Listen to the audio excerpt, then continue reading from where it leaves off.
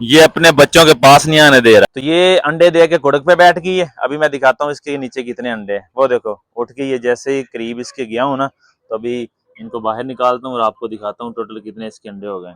ये देख लें, ये मेल जो है ना, ये बड़ा अग्रेसिव हुआ है। ये देखो बाहर आया हुआ है। ये इस केज में चले गए सारे, और अभी मैं देखना अंदर जाने लगा हूँ, हो सकता है ये मेरे पीछे ही ना आ जाए। आगे आगे दिखाओ कितने अंडे हैं। 3 4 5 6 7 8 हैं, 7 हैं, 7 अंडे हैं। 7 अंडे दे के ना ये गुड़क पे बैठ गई है। तो खुद देखो अभी इधर आ गई, इधर मट्टी में थोड़ी देर खेलेगी। एक बच्चा इनका ये है इधर, और ये इनके पिछली बार वाले बच्चे हैं, 2 बच्चे। और ये मेल जो है ना, ये तो आई हाय हाय हाय, थोड़ा पीछे हो जाओ। मेल को देख लो, मेल को।